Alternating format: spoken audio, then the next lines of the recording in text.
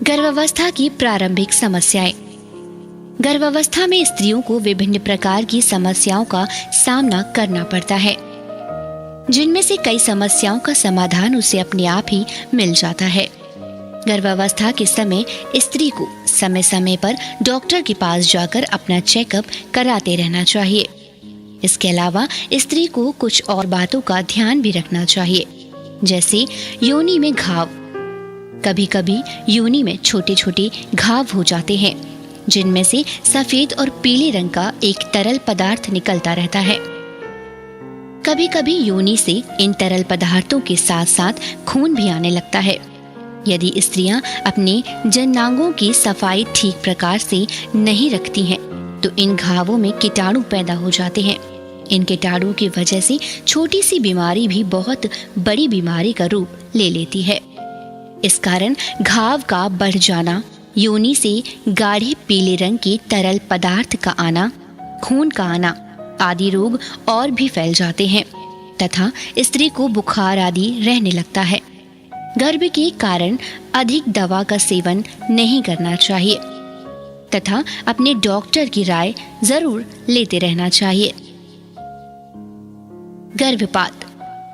गर्भावस्था में 24 सप्ताह से पहले रक्त का आना इस बात का सूचक होता है कि गर्भवती स्त्री का कभी भी गर्भपात हो सकता है। इस अवस्था में कभी तो कम रक्त निकलता है तथा कभी बहुत अधिक मात्रा में रक्त आने लगता है। इसे नियंत्रण में करने के लिए डॉक्टर को शीघ्र ही दिखाना चाहिए। गर्भावस्था में 24 सप्ताह से पहले योनि से खून निकलने लगे और दर्द ना हो तो इस स्थिति को थ्रेटन गर्भपात कहते हैं। यदि स्त्री को दर्द होने लगे, बच्चेदानी में संकुचन हो, बच्चेदानी का मुंह खुल जाए, तो ऐसी स्थिति को अनिवार्य गर्भपात कहते हैं। जब गर्भ पूर्ण हो तो इसे पूर्ण गर्भपात कहते हैं। यदि गर्भ का कुछ हिस्सा रह जाए तो ऐसी अवस्था में अपूर्ण गर्भपात होता है। यदि गर्भ में बच्चा मर जाता है तो वह मिस्ड गर्भपात कहलाता है। किसी भी प्रकार के गर्भपात में स्त्री को 2 प्रकार के खतरे हो सकते हैं। गर्भपात होने के बाद गर्भाशय से अधिक रक्त का निकलना, गर्भपात होने के बाद शरीर में किसी प्रकार का रोग हो जाना, गर्भपात में किसी भी झिल्ली का भाग रह जाने से स्त्री को लगातार रक्तस्राव होता रहता है, जिससे उसके शरीर में रक्त की कमी तथा कमजोरी आ जाती है। संकुचन पैदा होने के कारण इस रक्त का निकलना बंद हो जाता है और बचे हुए रक्त के टुकड़ों को औजारों के सहारे निकाल लिया जाता है। इस कार्य को अस्पताल में शीघ्र करवा लेना चाहिए, वरना स्त्री का अधिक मात्रा में रक्त बह सकता है। गर्भपात के समय नीचे पेट में दर्द होना, बुखार आना, कमजोरी आदि होने के कारण स्त्री को दवा का सेवन अवश्य करना चाहिए, वरना उसका रोग और ज्यादा गंभीर हो सकता है। फैलोपियन ट्यूब में बच्चे का जम जाना। संभोग क्रिया के बाद जैसे ही स्त्री के अंडाणु और पुरुष के शुक्राणु आपस में मिलते हैं, तो यह लगभग 1 सप्ताह के भीतर ही जाइगोट का रूप धारण करके बच्चेदानी में पहुंच जाता है और वहां जाकर बच्चेदानी की अंदर की दीवार, जिसे एंडोमेट्रियम कहा जाता है, उसमें जम जाता है। किसी कारणवश यह जाइगोट एंडोमेट्रियम में ना जाकर फैलोपियन ट्यूब में जम जाए तो इस अवस्था को एक्टोपिक गर्भावस्था कहते हैं। इस अवस्था में बच्चा बढ़ नहीं पाता। इस दशा में बच्चे के विकास का कोई साधन उपलब्ध नहीं हो पाता।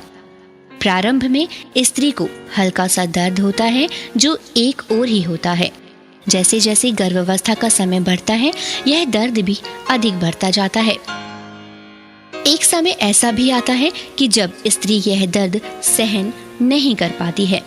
लगभग 6 से 12 हफ्ते में फैलोपियन ट्यूब के एक तरफ से खून निकलने लगता है या फिर वह फट जाती है और स्त्री को बेहोशी आने लगती है। इससे स्त्री को अधिक दर्द में राहत मिलती है तथा रक्त पेट में बहने लगता है। यह एक आपातकालीन अवस्था होती है। कुछ स्त्रियों को रक्तस्राव भी होता है ऐसी दशा में स्त्री को तुरंत ही हॉस्पिटल ले जाकर ऑपरेशन कराना पड़ सकता है। ऑपरेशन करने वाले डॉक्टर फैलोपियन ट्यूब के उस भाग को निकाल देते हैं अथवा कभी-कभी फैलोपियन ट्यूब को भी बचा लेते हैं। अगर फैलोपियन ट्यूब को बचाया गया तो कुछ बारीक शल्य चिकित्सा द्वारा बाद में इन्हें फिर से बनाया जा सकता है। यह इस बात पर निर्भर करता है कि शल्य चिकित्सा करने के समय फैलोपियन ट्यूब किस अवस्था में है। मैं आशा करती हूँ कि आप सभी इन सावधानियों को अपनाकर अपने जीवन को सुखद व स्वस्थ बनाएंगे और आने वाली परेशानियों से निजात पाएंगे। धन्यवाद।